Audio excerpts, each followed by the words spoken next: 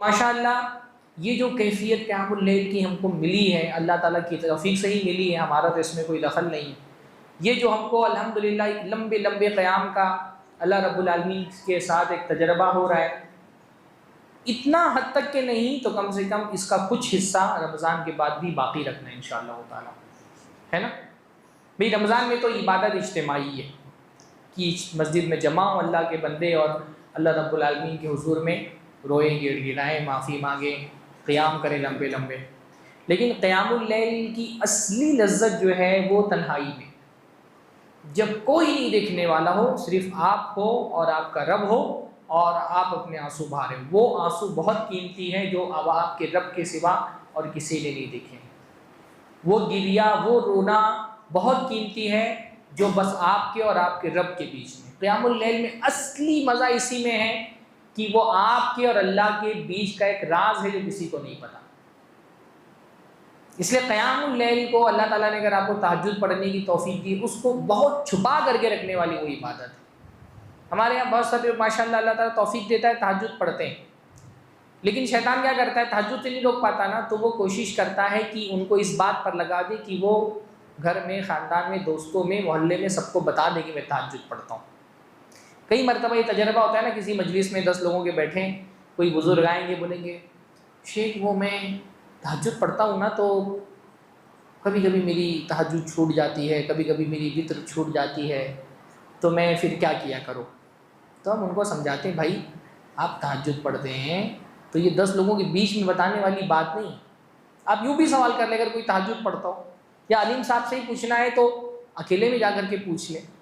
10 لوگوں کے بیچ میں کیا ہوتا ہے تہجد، جتنا یہ نہیں پتا ہونا چاہیے کسی کو آپ کے محلے میں، گھر میں ہی آپ تہجد پڑھتے ہیں، پھر تہجد کا مزہ ہی کیا رہے گا؟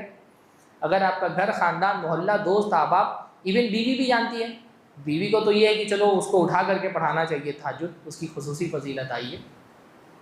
بیوی کو تو پتہ ہی ہوتا ہے کہ آدمی رات میں کہاں جا رہے ہیں، لیکن کوشش کریں کہ انتہا درجے میں ایک تو پہلی بات تہجد کی عادت ڈالیں، اور بالکل تنہائی میں آ کر کے اللہ تعالیٰ سے روئیں گڑ گڑائیں، معافی مانگیں، اللہ سے دعائیں کریں، فریادیں کریں، اپنی غم، اپنی تکلیف اللہ کے سامنے رکھیں، اس کی عظمت کا، اس کی کبریائی کا، اس کی بڑائی کا اعتراف کریں، قیام میں، رکوع، سجدے میں کچھ نہ کچھ اس کی عادت ڈال کر کے رکھیں۔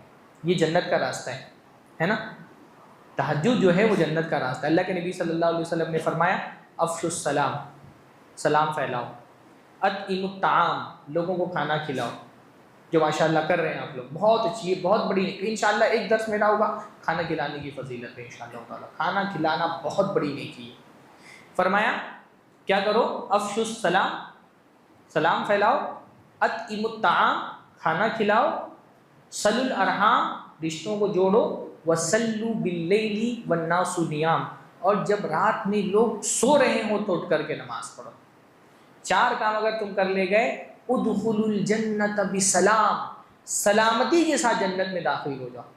سلامتی کا مطلب بغیر ہیزیٹیشن کے، کوئی عذاب نہیں، اللہ تعالیٰ کی طرف سے کوئی پکڑ نہیں، بالکل سیف جنت میں چلے جاؤ اگر یہ 4 کام کر لے گئے۔ اور بہت مشکل کام نہیں، سلام پھیلانا ہے، کھانا کھلانا ہے، رشتہ داریوں کو جو، یہ مشکل کام، رشتہ جوڑ کر کے رکھنا مشکل، ہاں رشتہ جوڑ کر کے رکھنا مشکل کام ہے۔ وصلوا باللیل والناس نیام، رات میں اٹھ کر کے نماز پڑھو۔ بھائی پورا رمضان ماشاء اللہ آپ اٹھ رہے ہیں نا سحری کرنے کے لیے، آدھا گھنٹہ پہلے، 1 گھنٹہ پہلے اٹھ جا رہے ہیں، پوری رات جاگ رہے ہیں۔ اگر پورے رمضان آپ آدھا گھنٹہ، 1 گھنٹہ پہلے اذان سے اٹھ جاتے ہیں، عورتیں 1 گھنٹہ پہلے اٹھتی ہیں سحری بنانے کے لیے، مرد آدھا گھنٹہ پہلے اٹھتے ہیں سحری کرنے کے لیے، تو رمضان کے بعد بھی 15-20 منٹ پہلے، میں نہیں کہہ رہا کہ لمبے تہجد پڑھے، اگر اللہ توفیق دیتے تو بہت اچھی بات ہے، 15-20 منٹ پہلے اٹھ جائیں اور 2 رکعت نماز شریف پڑھیں، 2 رکعت سے شروعات کریں۔ اب دیکھیں کہ تہجد کی نماز میں خاص طور پہ تنہائی میں عبادت کی جو لذت ہے، دل کو جو سکون ملتا ہے، جو طہارت نصیب ہوتی ہے، نفس کا جو تزکیہ ہوتا ہے نا، وہ کسی چیز میں نہیں ہوتا۔ ہمارے استاد ہیں شیخ عبد المعید مدنی علی گڑھ والے، وہ فرماتے ہیں نا کہ جو آدمی تہجد کی نماز نہ پڑھتا ہو، اس کو حق نہیں پہنچتا کہ خود کو داعی بولے۔ جو تہجد کی نماز نہ پڑھتا ہو، کیونکہ داعی کو دعوت کے میدان میں کام کرنے کے لیے بہت طاقت چاہیے، اور وہ طاقت اس کو کہاں ملتی ہے؟ نمازوں سے ملتی ہے۔ بغیر نماز پڑھے جو، اب ہمارا داعی کا کام کیا ہوتا ہے؟ بندوں کو اللہ تعالیٰ سے جوڑنا، داعی کا کام کیا ہوتا ہے؟ بندوں کو اللہ سے جوڑنا. جس کا اپنا ہی تعلق اللہ تعالیٰ سے ٹوٹا ہوا ہے وہ کیا لوگوں کا تعلق اللہ تعالیٰ سے جوڑے گا؟ نماز، ذکر، عبادتیں، یہ تو ایک عالم کی، ایک داعی کی قوت ہوتی ہے. اس کا نا وہ کیا کہتے ہیں، آپ لوگ جم میں جاتے ہیں تو کیا وہ پاؤڈر کون سا کھاتے ہیں؟ ہاں، پروٹین. تو یہ پروٹین ہوتا ہے اللہ تعالیٰ سے تعلق. داعی کا، عالم کا ایک پروٹین ہوتا ہے، اس کے بغیر تو اس کا کام نہیں چلنے والا. حضرت امام ابن تیمیہ رحمہ اللہ نا فجر کی نماز جب بیٹھتے اور نماز پڑھ کر کے بہت سورج بہت بلند ہو جانے تک کے، زوال کے قریب قریب جو ہے نا وہ اذکار میں لگے رہتے تھے. تو کسی نے ان سے پوچھا کہ آپ اتنا لمبا ذکر کیوں کرتے ہیں؟ کہا یہ میرا ناشتہ ہے، اس کے بغیر تو میں چل ہی نہیں سکتا. اللہ یعنی اللہ تعالیٰ اپنے بندوں پر جو حکمتوں کے دروازے کھلتا ہے نا، آپ دیکھیں گے امام تیمیہ کی کتاب، آپ تعجب کریں گے کہ یہ ایسے عبقری انسان پوری اسلامی تاریخ میں کوئی نہیں گزرا ہے. تو اللہ تعالیٰ فہم اور علم اور حکمتوں کے جو دروازے کھلتا ہے نا وہ اللہ کی خاص عنایت ہوتی ہے.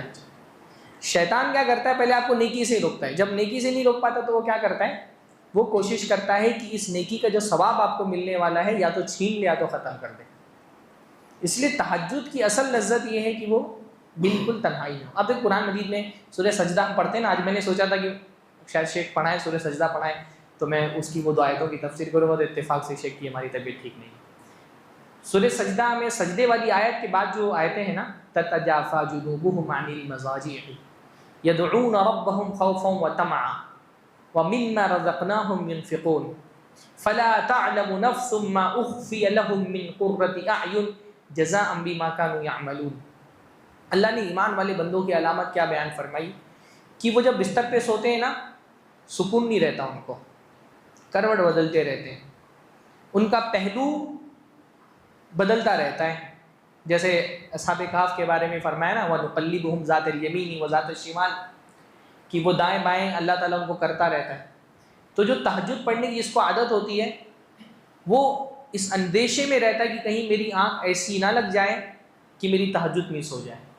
تو جب وہ بستر پر سوتا ہے تو اس کو وہ سکون والی نیند نہیں آتی ہے، بے فکری والی کہ بس سو جاؤ، جب آنکھ کھلے گی تب آنکھ کھلے گی. وہ کروٹ ان کی بدلتے رہتی. یدعون ربهم خوفا وطمعا، وہ اٹھ کر کے راتوں میں اپنے رب سے دعائیں کرتے ہیں، پکارتے ہیں اپنے رب کو. خوف میں بھی پکارتے ہیں، لالچ میں بھی پکارتے ہیں. جہنم کا خوف ہوتا ہے، جنت کا لالچ ہوتا ہے. وَمِمَّا رَزَقْنَاهُمْ يُنْفِقُونَ، اور ہم نے جو رزق ان کو دیا ہے اس میں سے خرچ بھی کرتے ہیں. جو تہجد پڑھتا ہے، اس لیے علماء نے کہا نا تہجد پڑھنے والے کی رزق میں اللہ تعالیٰ برکت دیتا ہے. اس آیت سے استدلال کرتے ہوئے کہا علماء نے کہ جو تہجد پڑھتا ہے اللہ اس کے رزق میں برکت دیتا ہے، اور جو تہجد پڑھتا ہے وہ اللہ تعالیٰ کے راستے میں خرچ بھی کرتا ہے. ماشاءاللہ دیکھیے آپ قیام اللیل کرنے کے لیے آتے ہیں، چندہ بھی دیتے ہیں ماشاءاللہ. تہجد پڑھنے والوں کی علامت اللہ نے کیا بتائی؟ قیام کرنے والوں کی علامت یہ ہے کہ وہ اللہ تعالیٰ کے راستے میں خرچ بھی کرتے ہیں. فَلَا تَعْلَمُ نَفْسٌ مَّا أُخْفِيَ لَهُم مِّن قُرَّةِ أَعْيُنٍ، تو کسی نفس کو نہیں پتا کہ اللہ تعالیٰ نے ان کے لیے کیا ہی آنکھوں کی ٹھنڈک ہے جو چھپا کر کے رکھی ہوئی ہے. آنکھوں کی کیا ہی ٹھنڈک ہے جو چھپا کر کے رکھی ہوئی ہے. جزاء بما كانوا يعملون، اور یہ آنکھوں کی ٹھنڈک جو ملے گی جنت میں اس عمل کا بدلہ ہے جو وہ دنیا میں کرتے رہے. امام ابن القیم رحمہ اللہ نے بڑی پیاری سی بات لکھی ہے کہ اللہ تعالیٰ نے تہجد پڑھنے والوں کی جزا کیا بیان کی؟ ایسی نعمتیں، ایسی آنکھوں کی ٹھنڈک ہے اللہ نے چھپا کر کے رکھی ہے جو صرف اللہ ہی جانتا ہے. ایک اللہ تعالیٰ کا ایک ضابطہ ہے کہ اللہ تعالیٰ جو جزا دیتا ہے نا وہ عمل کے جیسی ہوتی ہے. جیسا عمل ہوتا ہے ویسی ہی اس کی جزا بھی ہوتی ہے. تہجد کا عمل کیونکہ مخفی ہے تو اللہ نے اس کی جزا بھی مخفی رکھی ہے. تہجد میں اٹھ کے قرآن پڑھو. اس لیے قرآن کے حدیث میں آتا ہے نا کہ قرآن اللہ تعالیٰ کے حضور میں سفارش کرے گا بندے کی. تو کیا کہے گا؟ میرے رب منعتہ النوم باللیل، اللہ تعالیٰ میں نے اس کو رات میں نیند سے روکے رکھا. قرآن یہ کیوں کہہ رہا ہے کہ رات میں نیند سے روکے رکھا؟ کہ اللہ کے جو نیک بندے ہوتے ہیں نا وہ رات میں اٹھ کے قرآن پڑھتے ہیں. اس لیے روزہ کیا کہے گا؟ میں نے اس کو دن میں کھانے پینے سے محروم رکھا. اور قرآن کیا کہے گا؟ میں نے اس کو رات میں سونے سے روکے رکھا. تو اس کا مطلب قرآن پڑھنے کا اصل وقت رات کا وقت ہوتا ہے، رات کا آخری وقت ہوتا ہے، قیام اللیل میں ہوتا ہے. اس لیے اتنی اجازت ہے شریعت کے اندر کہ آپ لمبا قیام کرنا چاہتے ہیں قرآن دیکھ کر کے پڑھیں. آپ آپ کے پاس بہت زیادہ قرآن نہیں ہے تو، بلکہ اللہ کے نبی نے فرمایا 2 لوگ جن سے حسد کرنا جائز ہے، اس میں سے ایک آدمی وہ ہے جو حافظ ہے، عالم ہے، رات میں اٹھ کر کے تہجد کی نماز پڑھتا ہے، اس کے لیے کوئی مسئلہ ہی نہیں ہے، اس کو پورا قرآن یاد ہے، کہیں سے بھی شروع کر دے، لمبی لمبی نمازیں پڑھے۔ تو جب ایسے کسی بندے کے بارے میں پتہ چلے کہ فلاں حافظ ہے، وہ لمبی لمبی نمازیں پڑھ لیتا ہے رات میں، یقوم آناء اللیل، رات میں اٹھ کر کے لمبی لمبی نمازیں پڑھتا ہے، اس سے حسد کرنا جائز ہے کہ کاش اس کے جیسا قرآن مجھے یاد ہوتا تو میں بھی رات میں اٹھ کر کے لمبی نماز پڑھ سکتا اکیلے میں۔ تو قرآن پڑھنے کا بھی اصلی وقت کیا ہے؟ رات کا آخری وقت قیام اللیل میں، استغفار بھی قیام اللیل میں، دعائیں بھی قیام اللیل میں۔ تو یہ وقت بہت قیمتی وقت ہوتا ہے، اللہ تعالیٰ ہم سب کو توفیق دے رہا ہے کہ ہم رات میں قیام کر لیں، اس عادت کو اپنی رمضان کا نہیں اپنی زندگی کا حصہ بنائیں، اور کوشش کریں بہت، مطلب میں اس لیے بول رہا ہوں نا کہ بہت اونچا ٹارگیٹ طے کر دیں گے، شروع میں جوش رہے گا، بعد میں ہلکا پڑ جائے گا، اس لیے چھوٹے ٹارگیٹ سے شروع کریں۔ 10-15 منٹ کے لیے اللہ تعالیٰ مجھے بھی توفیق دے، 10-15 منٹ کے لیے اٹھ کر کے، بہت مشکل چیز نہیں۔ حدیث میں اگر ہے کہ میں اللہ کے نبی نے فرمایا رحم اللہ امرأۃ قامت لیلہا، اللہ تعالیٰ رحم کرے اس عورت پہ جو رات میں اٹھ کر کے قیام کرتی ہے، وَأَيْقَظَتْ أَهْلَهَا، اور اپنے شوہر کو جگاتی ہے، فَإِنْ أَبَى نَزَجَتْ فِي وَجْهِهِ الْمَاء، اور اگر شوہر نہیں اٹھتا ہے تو اس کے چہرے پہ پانی مارتی ہے۔